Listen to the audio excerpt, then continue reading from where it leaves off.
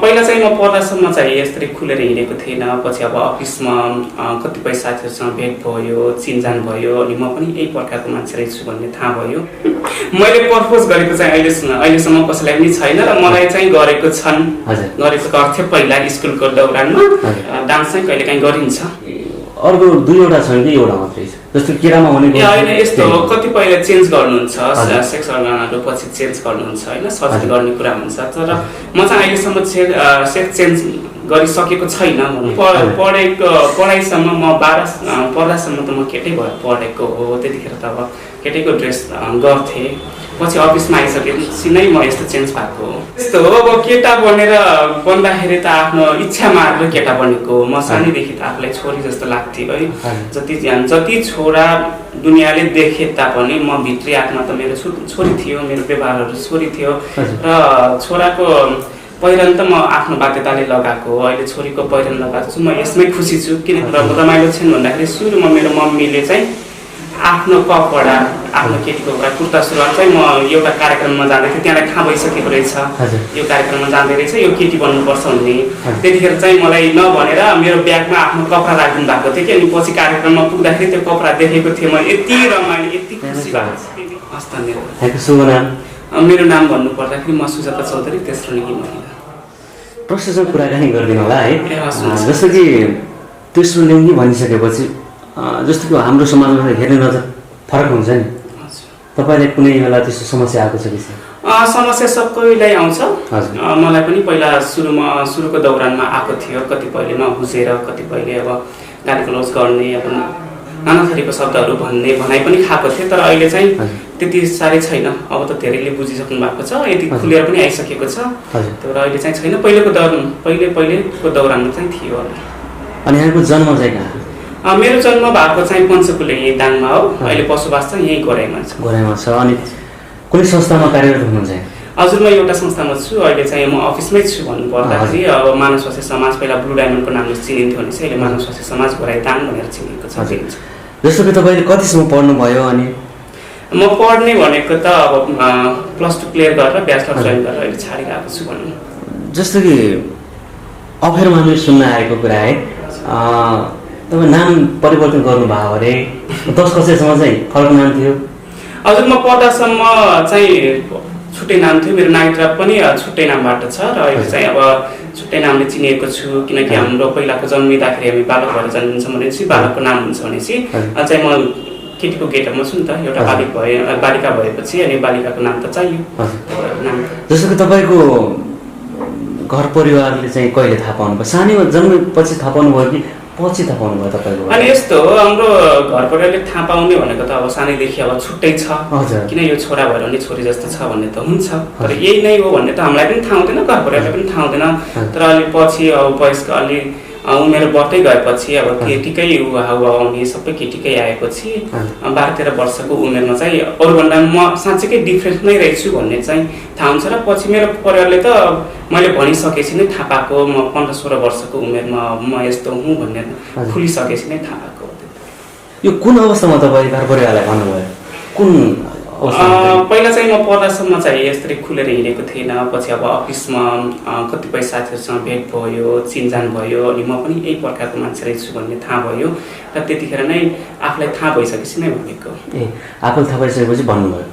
जस्तो कि तपाईँ आकर्षण भन्ने हुन्छ नि, आकर्षण कुनतर्फ हुनुहुन्छ तपाईँ, महिला अथवा पुरुष हुन्छ नि? म आकर्षण त एउटा पुरुषतर्फ नै हुन्छु। म आफूलाई त पुरुष त कहिले पनि ठान्दैन। म आफूलाई महिला नै ठान्छु, एउटा नर्मल केटी जस्तै ठान्छु। आफ्नोलाई केटी जस्तो ठानेपछि त एउटा पुरुषलाई त मन पराइन्छ नि। त्यही भएर म पनि मन पराउनु त पुरुषलाई नै हो।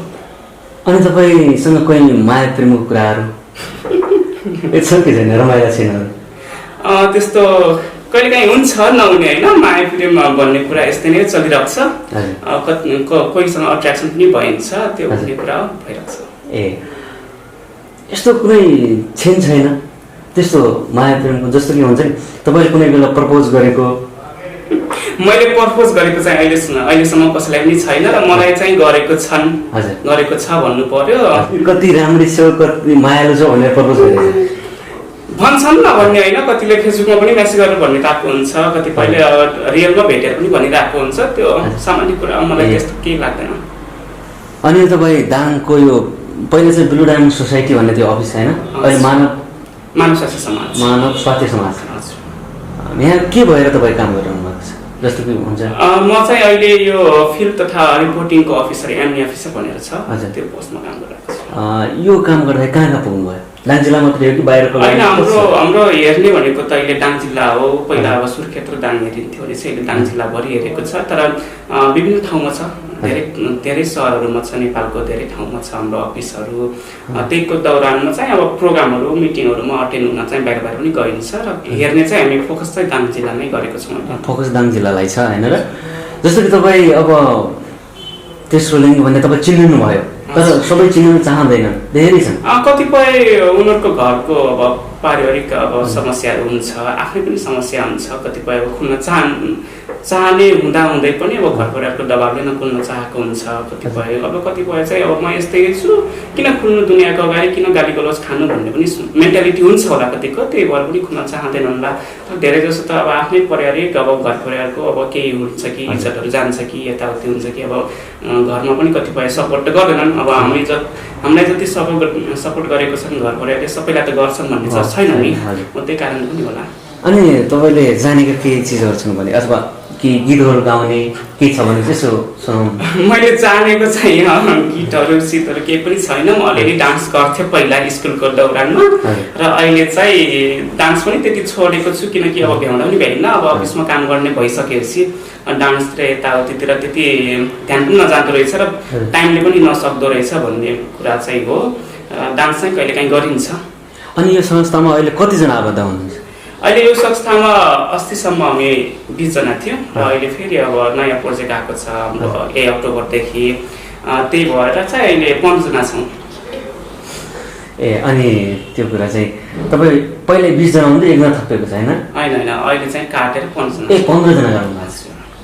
त्यो जस्तो कि त्यहाँहरू समाजमा विस्तार जस्तोको हुन्छ नि, तपाईँहरू हुनुहुन्छ जो तेस्रो लिङ्गहरू समाजमा खुलेर चाहिँ आउनु त्यति चाहनु हुँदैन, त्यो बारेमा के भन्नुहुन्छ?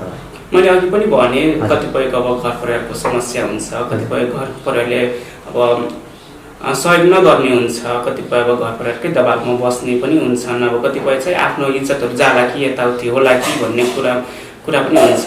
त्यही भएर अनि कतिपय चाहिँ थाहा पनि हुँदैन नि त, अब म यस्तै प्रकारको हुँ, किन डिफ्रेन्ट छु भन्ने थाहा हुन्छ, तर म यही प्रकारको हुँ भन्ने पनि हुँदैन।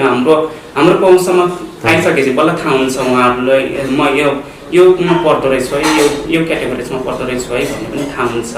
त्यही भएर पनि अब कतिपय नखुल्न सक्ने क्षमता छ, तर पहिला भन्दा चाहिँ अहिले चाहिँ धेरैले थाहा पाउनुहुन्छ, धेरै खुल्न पनि सक्नु भएको छ। अहिले चाहिँ पहिलाको दौरानमा हामी पनि खुल्न सकेको थिएनौँ, तर हामीले अहिले खुलेर आइसकेपछि अब पहिलाको कस्तो थियो सिचुएसन, अहिलेको कस्तो छ सिचुएसन, तर पहिलाभन्दा धेरै नै खुल्नुहुन्छ अहिले चाहिँ। तपाईँ जो सेक्स अर्गनहरू हुन्छ नि, तपाईँले भन्न सक्नुहुन्छ व्यक्तिगत कुराहरू तपाईँ म सोध्नु चाहिँ मिल्दैन, त्यही पनि तपाईँ अर्को 2वटा छन् कि एउटा मात्रै छ? जस्तो केरामा हुने होइन, यस्तो हो कतिपयले चेन्ज गर्नुहुन्छ, सेक्स अर्गनहरू पछि चेन्ज गर्नुहुन्छ होइन, सर्जरी गर्ने कुरा हुन्छ। तर म चाहिँ अहिलेसम्म सेक्स चेन्ज गरिसकेको छैन भन्नु पऱ्यो। अब छिटै नै गर्ने मेन्टालिटी छ, अब सोच गराइरहेको छु। यो लकडाउनमा भएको भए गरि पनि सक्ने थियो होला, यो लकडाउनले चाहिँ अलि पोस्टपोन गरेको छु। अनि उमेर पनि भइसकेको छ, कति वर्षको हुनुभयो? म चाहिँ अहिले अब 25 वर्ष पुग्न आँटेँ। बिहेबारीको कुरा के छ?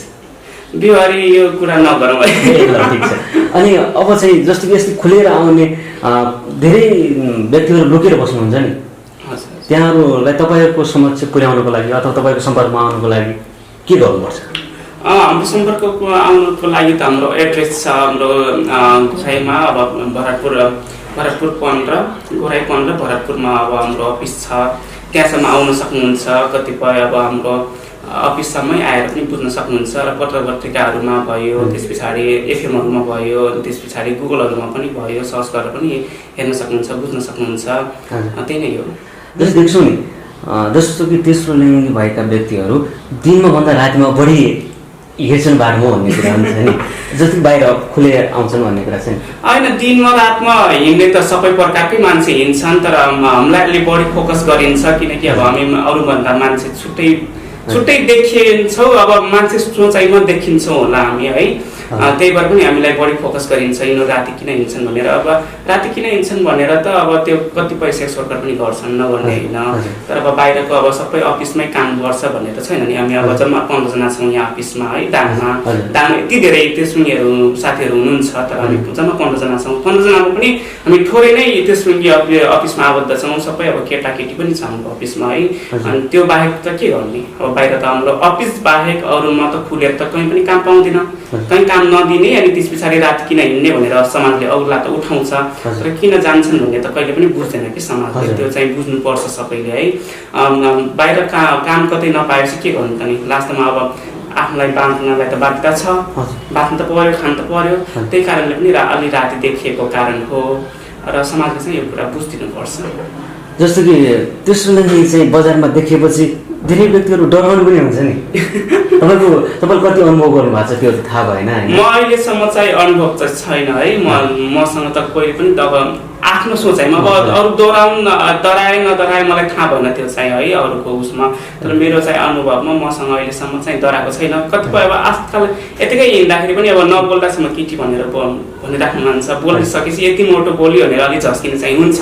किन तपाईँको यति मोटो बोली छ, तपाईँको बोली किन यस्तो छ भनेर भन्नुहुन्छ। तर म आफै खुलेर नै भनिदिन्छु म यस्तो हुँ भनेर। ए हो र यस्तो हो र भनेर भन्छन् पछि है, छुट्टी जस्तो गर्छन्।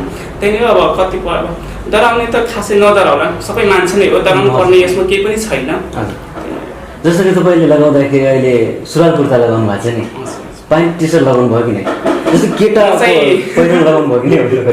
पहिला भनिसकेँ नि, पढाइसम्म म 12 पढ्दासम्म त म केटै भएर पढेको हो। त्यतिखेर त अब केटैको ड्रेस गर्थेँ, पछि अफिसमा आइसकेपछि नै म यस्तो चेन्ज भएको हो।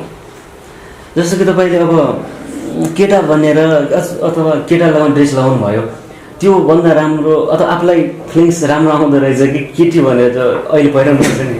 यस्तो हो, अब केटा बनेर बन्दाखेरि त आफ्नो इच्छा मारेर केटा बनेको हो। म सानैदेखि त आफूलाई छोरी जस्तो लाग्थ्यो है। जति छोरा दुनियाँले देखे तापनि म भित्री आत्मा त मेरो छोरी थियो, मेरो व्यवहारहरू छोरी थियो। र छोराको पहिरन त म आफ्नो बाध्यताले लगाएको हो। अहिले छोरीको पहिरन लगाएको छु, म यसमै खुसी छु, किनकि म जे हुँ त्यही पहिरन लगाउन पाउँदा त जसलाई पनि खुसी हुन्छ। तपाईँको जीवनको सबभन्दा रमाइलो क्षण के छ? सबभन्दा रमाइलो क्षण भनेपछि म अब जीवनमा सबभन्दा रमाइलो क्षण भनेको अब ठाउँ ठाउँमा गइन्छ, साथीभाइहरूसँग भेटिन्छ, आफूलाई खुलेर बाँच्न पाइन्छ, त्यही नै रमाइलो क्षण भइरहेको छ। पढाइसम्म चाहिँ साथीहरूसँग अब स्कुल साथीहरूसँग बस्नु थियो, तर यसमा आइसकेपछि चाहिँ यसमा मलाई एकदमै ह्याप्पी छु म। र रमाइलो क्षण भन्दाखेरि सुरुमा मेरो मम्मीले चाहिँ आफ्नो कपडा, आफ्नो केटीको एउटा कुर्ता सुरुवाल चाहिँ म एउटा कार्यक्रममा जाँदै थिएँ, त्यहाँलाई थाहा भइसकेको रहेछ यो कार्यक्रममा जाँदै रहेछ, यो केटी बन्नुपर्छ भन्ने। त्यतिखेर चाहिँ मलाई नभनेर मेरो ब्यागमा आफ्नो कपडा राखिदिनु भएको थियो कि। अनि पछि कार्यक्रममा पुग्दाखेरि त्यो कपडा देखेको थिएँ, म यति रमाइलो यति खुसी भएको थिएँ नि, मलाई अहिलेसम्म पनि म कहिले पनि भुल्न सक्दैन होला। मम्मीले मलाई यति सपोर्ट गर्नुहुन्छ कि त्यसले यो अन्त्यमा के भन्नुहुन्छ दर्शकहरूलाई? सबैलाई यही भन्न चाहन्छु कि त्यसमा कुनै आकाशबाट खसेको हुन्न र धरतीबाट फुटेको हुन्न। सबैको तपाईँहरू जस्तै नै एउटा आमा बाबाको कोखबाट जन्मेको हो, सन्तान हो, सबै सन्तानै हो। र मानव भएर मानवताको व्यवहार गरौँ सबैलाई, कसैलाई पनि भिन्नता नगरौँ भन्न चाहन्छु। यति खुलेर कुराकानी गरिदिनु भयो, यहाँलाई धेरै धेरै धन्यवाद। ल हस्, तपाईँलाई पनि धन्यवाद।